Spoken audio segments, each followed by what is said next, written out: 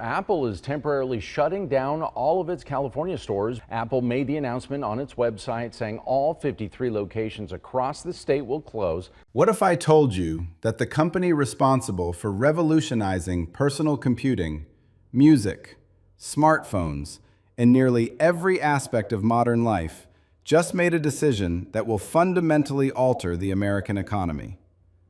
I'm talking about a move so seismic, so absolutely unprecedented, that historians will look back at this moment as the turning point when California's tech supremacy officially ended. This isn't about a company struggling to survive. This is about a corporation generating hundreds of billions in profit, deciding that an entire state, the state that gave birth to Silicon Valley itself, is no longer worth calling home. Before we dive deep into this story, make sure you're subscribed because the information I'm about to reveal will completely transform how you understand the American tech landscape. Trust me, you'll want to save this one. Let's get into it. The announcement that shook the world. Early December 2025. The date alone will be etched into economic textbooks for generations. A press conference was scheduled. Nothing unusual about that. Tech companies hold these all the time. Product launches, quarterly earnings, the occasional apology for a privacy scandal. But this was different. When the CEO stepped up to that podium, you could sense something massive was coming. Industry analysts, journalists, investors, everyone watching felt the tension crackling through the air. And then it happened. 6 words that sent shockwaves across the entire nation. We are relocating our headquarters permanently. Not expanding operations, not opening a satellite office, relocating, completely, permanently. We're talking about a company with nearly 4 decades of history in one location. A company that essentially put a specific region on the global map. A company that became so intertwined with its home state that separating the two seemed impossible. Think about it this way. When you picture innovation, what comes to mind? Probably garages in sunny California where brilliant minds gathered to change the world. That's not just marketing.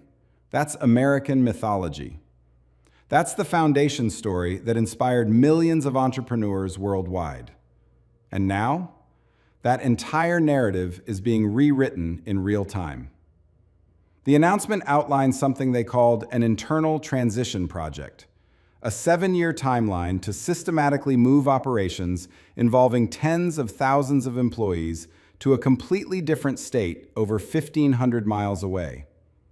The new destination?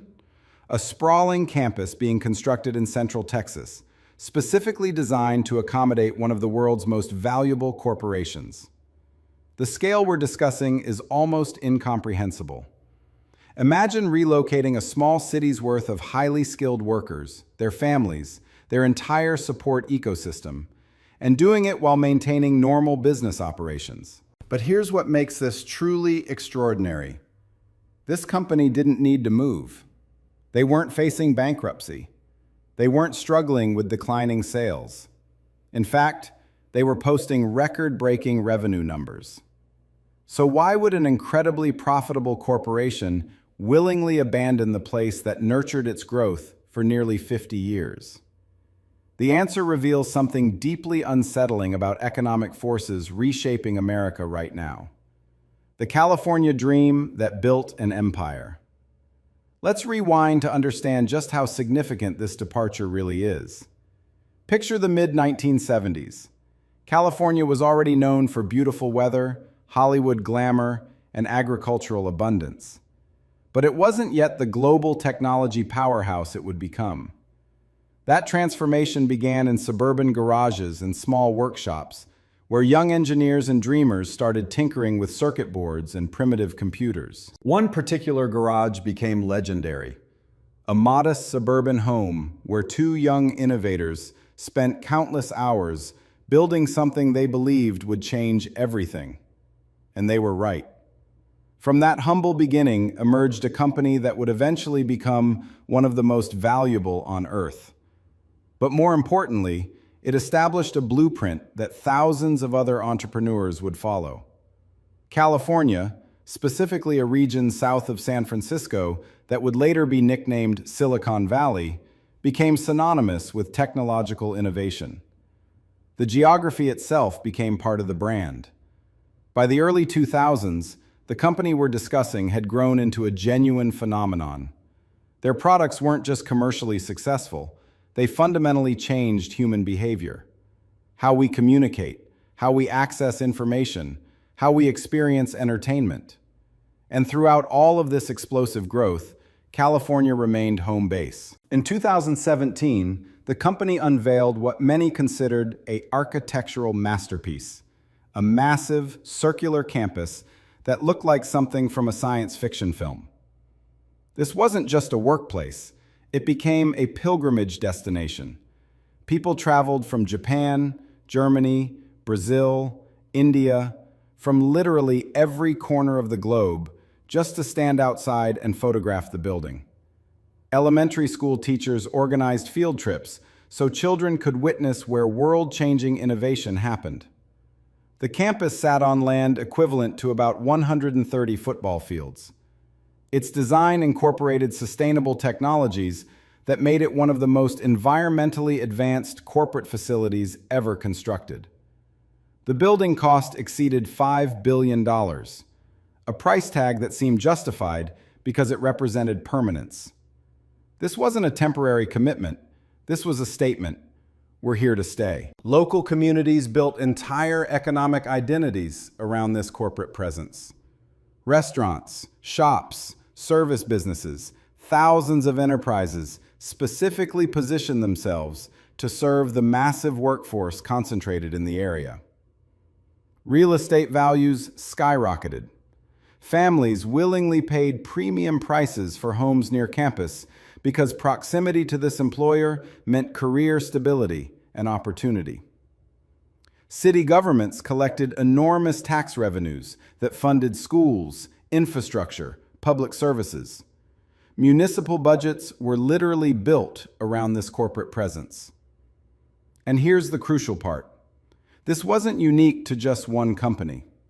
Dozens of major technology corporations established themselves in California, creating a self-reinforcing ecosystem where talent, capital, and innovation concentrated in one geographic region. California's government actively promoted this identity. Political leaders regularly celebrated the state's technological leadership as proof of superior policies, better universities, and forward-thinking governance. But underneath this success story, fundamental problems were brewing. Problems that would eventually become impossible to ignore. The moment everything changed. Let's talk about what happened when employees started receiving notifications. Imagine you've spent 15 years at a company. You've climbed the ladder, earned promotions, built relationships with colleagues. Your kids attend schools nearby. Your spouse has a career. You're embedded in a community. Then you receive an email that essentially says, uproot your entire life and move 1,500 miles away or leave the company. That's not a choice. That's an ultimatum. The relocation package being offered seemed generous at first glance. Six-figure sums to cover moving expenses, temporary housing assistance, job placement help for spouses. But money doesn't solve the real problems people face. What happens to your spouse's career? What about elderly parents who depend on you for support? What about children who formed deep friendships and are thriving in excellent schools? And here's the darker reality. Not everyone was offered relocation. Certain positions, certain departments, they were simply being eliminated. Those employees received severance packages calculated based on years of service, then shown the door. Within hours of the announcement, local government officials scrambled to respond. The state's governor held an emergency press conference. You could see the barely controlled emotion as he spoke. This wasn't just politics. This felt personal. He talked about how this company represented California's identity, how its founder embodied the entrepreneurial spirit that made the state special. He called the departure a betrayal. Strong language. But was it accurate? Here's where it gets complicated. The governor's emotional response reflected genuine distress about economic devastation. But it also revealed something uncomfortable: complete surprise. State officials apparently had no idea this was coming. No warning, no opportunity to negotiate, no chance to address whatever issues drove the decision. That suggests either catastrophic failure in government business communication or a company that had already made up its mind and saw no point in discussion. City officials were even more blunt. The mayor of the specific municipality where the main campus was located didn't mince words. She explained that this single employer represented nearly half of her city's entire tax revenue. Half. Not 5%, not 15%. Literally half of the money funding police, firefighters, road maintenance, parks, libraries, everything. Losing that tax base didn't just create a budget problem. It threatened the city's ability to function as a municipality. And here's what makes the timeline particularly brutal. Just 2 years earlier, this same company had celebrated a massive expansion. They'd invested over $1 billion in new facilities. Government officials attended the ribbon-cutting ceremony. The governor himself gave speeches about how this expansion proved California's continued dominance. 2 years. That's how quickly everything reversed. So what changed? What could possibly motivate abandoning billions in recent investments? The answer is simultaneously simple and complex. Money. But not in the way you might think. The financial reality nobody wants to discuss. Let's break down the numbers, because once you see them, the decision becomes painfully obvious. California operates one of the highest tax systems in the United States. The corporate income tax rate sits near 9%. Add local taxes, fees, and various other obligations, and the effective rate climbs above 11%. For a company generating tens of billions in income specifically attributed to California operations, that translates to nearly $3 billion in annual tax obligations. Texas? Zero corporate income tax. Zero.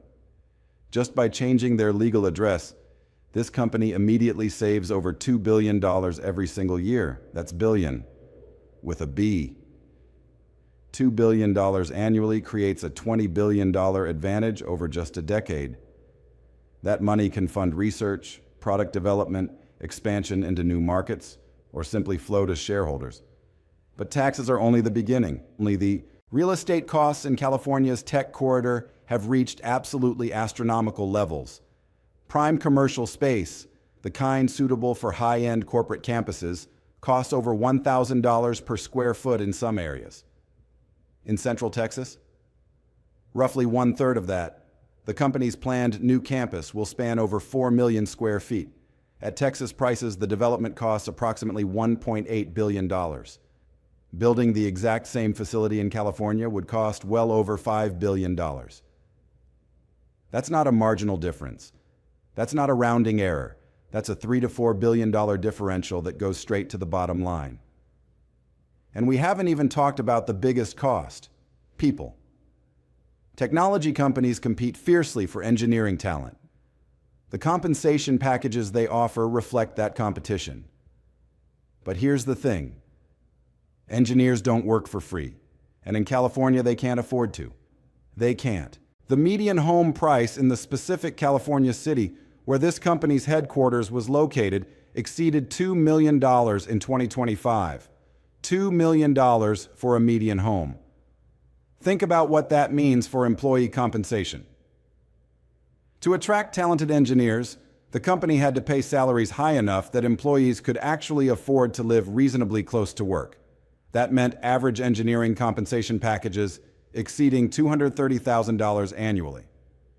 In Texas, comparable positions pay around $165,000. Same work, same skill level, nearly $70,000 less per employee. Multiply that difference across 22,000 engineering positions, and you're looking at well over $1 billion in annual compensation savings. Now add it all up.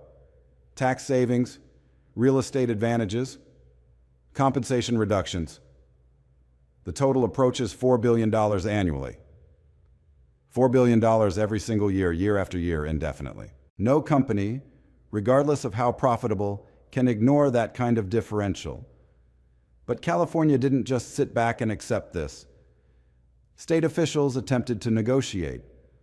They offered tax credits, regulatory relief, infrastructure improvements, a package valued at roughly $140 million spread over a decade. Texas countered with $750 million in incentives, including direct cash payments, property tax abatements for 15 years, and fully funded infrastructure specifically designed to support the new campus. It wasn't even remotely competitive. California's offer was like bringing a knife to a gunfight. Actually, worse, it was like bringing a plastic spoon to a gunfight. From a purely financial perspective, the decision practically made itself. But money isn't the entire story. There's another factor that doesn't show up on spreadsheets, but matters enormously: regulatory environment. California has stringent environmental regulations, labor laws, building codes, permitting requirements, layers upon layers of government oversight. Those regulations exist for good reasons. They protect workers, preserve environmental quality, ensure public safety. But they also slow everything down and increase costs dramatically. In Texas, the regulatory environment is fundamentally different. Projects that might take years to approve in California can launch in months. Building permits that require navigating multiple agencies and public comment periods face far fewer hurdles. For a company trying to move quickly, adapt rapidly to changing markets, and maintain competitive advantage, that regulatory flexibility is valuable. So we have a perfect storm: massive cost savings, generous incentive packages, and a more business-friendly regulatory environment, all pulling in the same direction. Against that combination, California's emotional appeals and modest counteroffers never stood a chance. The cascade effect: when one exit triggers thousands more. Here's what most people miss when they think about a major corporation relocating: the direct impact is only the beginning. Every job at a large technology company supports multiple additional jobs in the broader economy. Economists call this the multiplier effect. When a software engineer earns $200,000 annually, they don't stuff that money in their mattress. They spend it. They buy groceries, eat at restaurants, pay for childcare, hire house cleaners, purchase cars, renovate homes. Each dollar that engineer spends becomes income for someone else: the restaurant owner, the contractor, the car salesperson. Those people, in turn, spend their income creating another wave of economic activity. Research suggests that each high-paying technology job supports approximately 3 additional jobs elsewhere in the local economy. So when this company moves 36,000 direct employees, the total job loss approaches 150,000 positions. 150,000 people whose livelihoods depended on a corporate presence that's now disappearing. Think about what that means for specific communities. Consider the restaurant owner who built an entire business around the lunch crowd from nearby office workers. When 70% of your daily customers vanish, you're not adjusting your business model. You're closing permanently. Or the commercial real estate developer who constructed apartment buildings specifically to house young professionals working at the campus. When those professionals relocate to another state, those apartments sit vacant. Property values collapse. The developer faces bankruptcy. Or the local government that budgeted based on tax revenues from both the company and its employees. When both disappear, how do you fund schools? How do you pay police officers and firefighters? The honest answer is, you can't. Not without massive cuts to services or dramatic tax increases on remaining residents, which drives more people to leave, creating a death spiral. And here's where it gets truly devastating. This isn't an isolated incident. Between 2024 and late 2025, California lost 47 major corporate headquarters. 47. Each departure validates the next. When one major company successfully relocates, it demonstrates that moving is feasible. It reduces the stigma. It creates a roadmap others can follow. We're witnessing the early stages of a mass exodus. The human cost. Real stories, real families, real devastation. Let me introduce you to some people whose lives are being completely upended. These are composite representations based on typical scenarios employees face. Consider someone I'll call David. He's 46 years old, married, father of 3. He's worked at this company for 14 years, steadily climbing from entry-level designer to senior leadership. His annual compensation package, including stock options, exceeds $275,000. By any standard, he's been extraordinarily successful. When the announcement came, David received a relocation package worth approximately $130,000 to move to Texas, or severance equal to 18 months of salary. On paper, those seem like reasonable options, but David's reality is far more complicated. His wife has a successful career at a major university, earning $145,000 as a research director. She spent 12 years building professional relationships, establishing her reputation, working toward tenure. Moving to Texas means she abandons all that progress. She'd have to start over, competing for limited positions at Texas universities where she has no connections or established reputation. Their 3 kids, ages 9, 12, and 15, attend excellent public schools. Their oldest is thriving in a specialized program for gifted students. Their middle child finally overcame social anxiety and formed a close friendship group. David's elderly parents live 20 minutes away. They help with childcare, attend school events, provide crucial family support. Their home, purchased in 2016 for $1.7 million, is now worth approximately $2.4 million.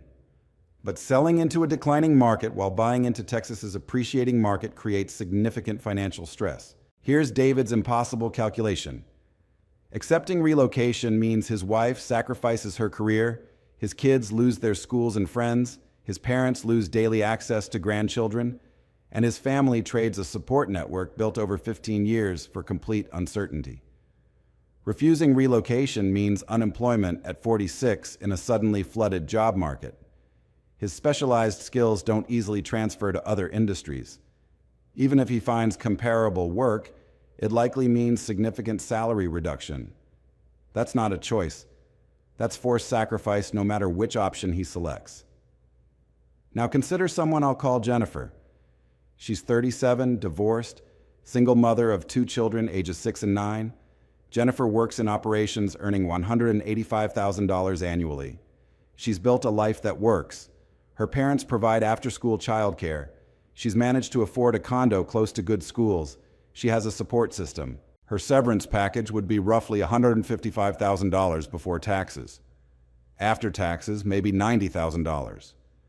In California's cost environment, that provides perhaps 8 months before depleting her savings. Moving to Texas means leaving her parents, the entire childcare system that makes her current life functional. Hiring professional childcare in Texas would consume a significant portion of her salary, assuming she even finds comparable employment. Staying means scrambling to find new work before her severance runs out, competing against thousands of other suddenly unemployed workers with similar qualifications. These aren't abstract statistics. These are real people facing genuine crises. And here's the demographic reality that makes this even worse. The workforce being relocated skews heavily toward mid-career professionals. Nearly 60% are over age 40. 1/3 are women, many with primary childcare responsibilities. Almost 90% possess highly specialized skills that don't easily transfer to other sectors. When surveyed, only about 40% initially indicated willingness to relocate. That means roughly 21,000 California workers will eventually separate from the company. 21,000 highly skilled, highly compensated professionals suddenly flooding California's job market, competing for limited positions. What does that do to wages? What does that do to employment prospects for everyone else? And here's what makes it particularly painful. This company isn't struggling. They posted record revenue exceeding $390 billion. They're not cutting employees because they're failing. They're cutting California employees because California is too expensive. The company values California's talent while rejecting California's costs. They want the innovation ecosystem California created while refusing to pay the price of maintaining it. That's the brutal contradiction everyone faces.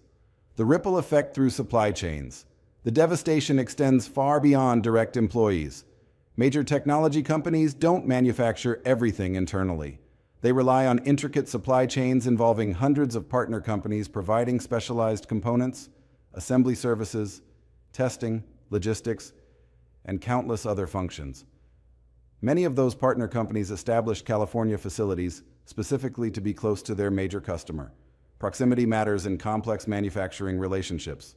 When that major customer relocates, those supply chain partners face impossible decisions. Do they also relocate to Texas, incurring massive transition costs with no guarantee of retained business?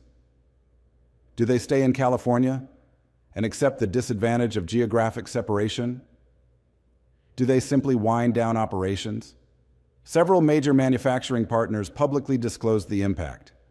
One company providing assembly services announced they're eliminating 4,200 California positions specifically because their largest customer is leaving.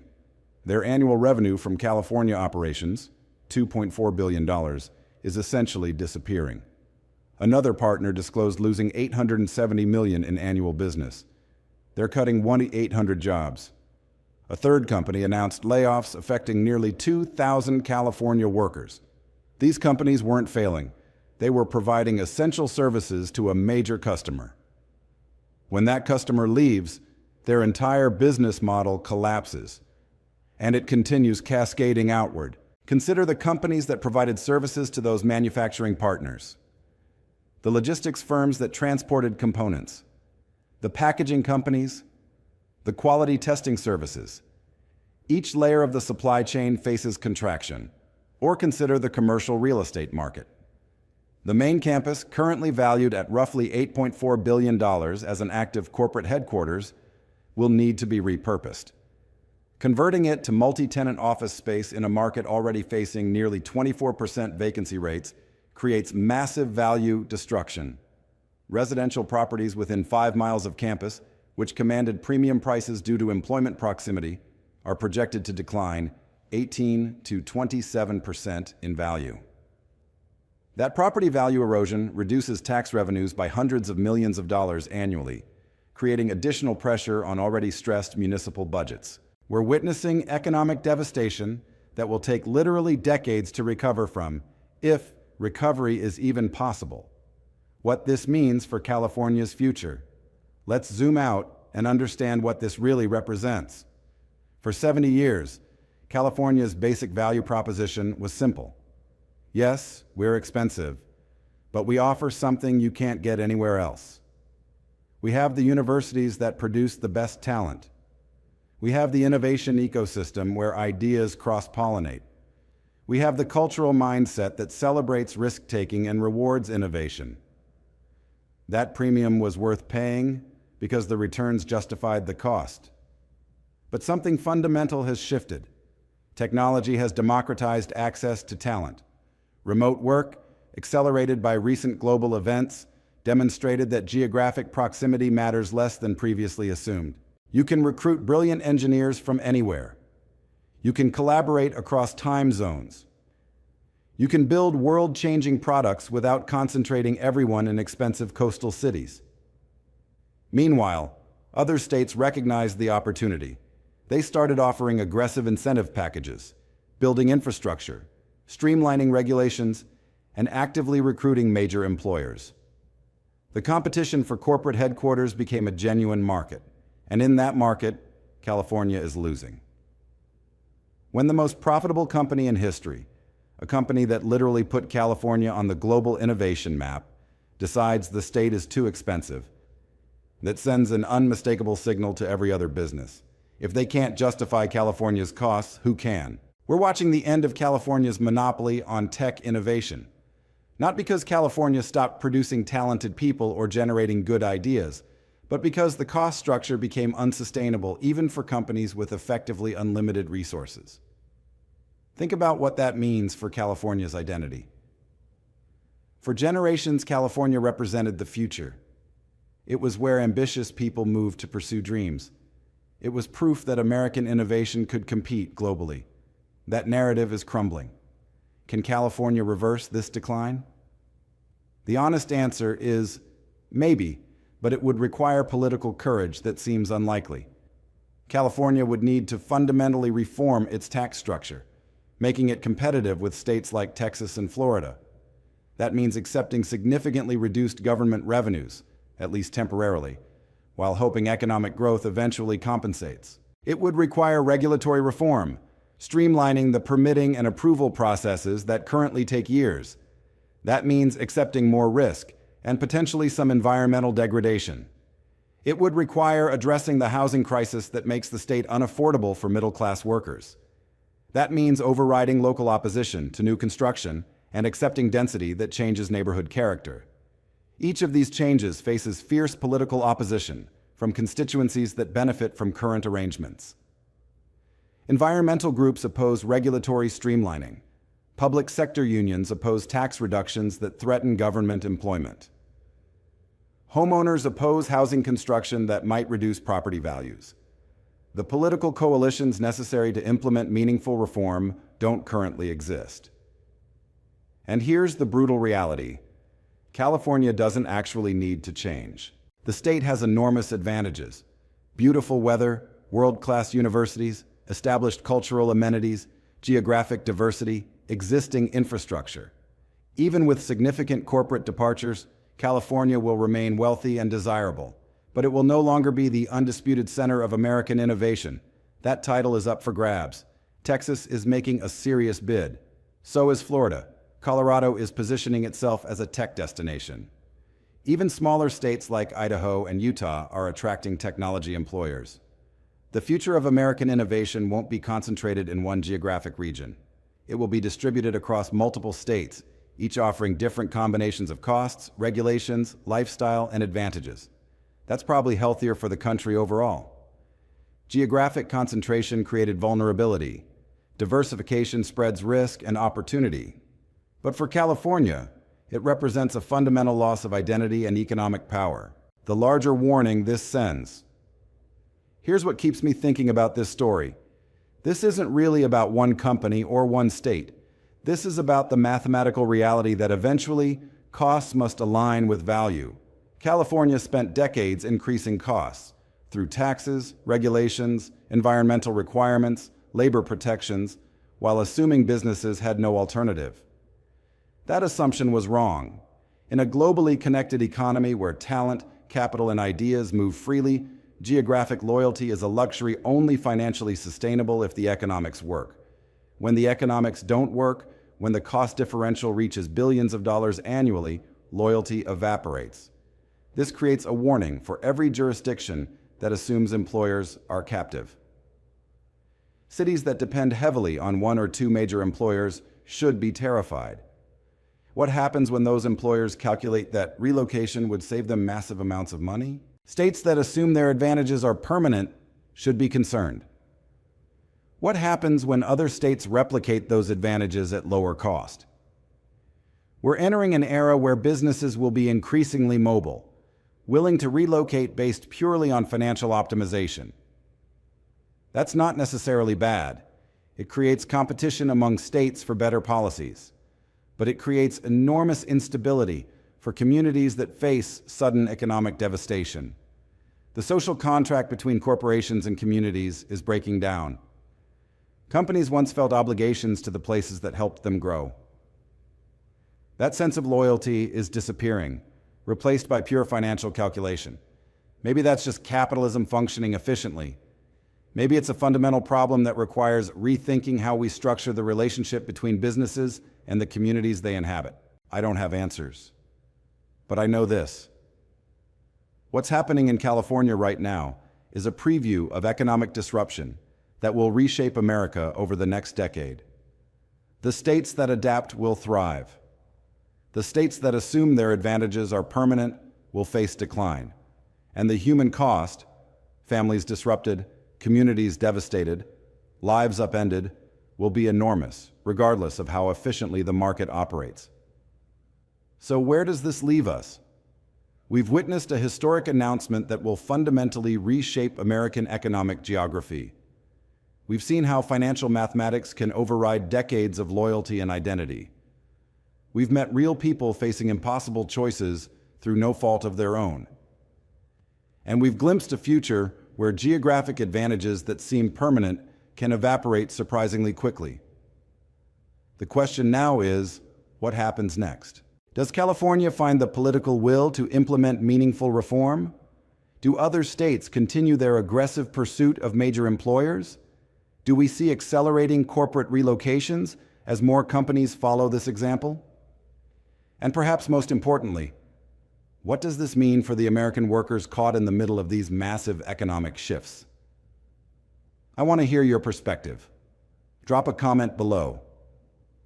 Do you think California can reverse this trend?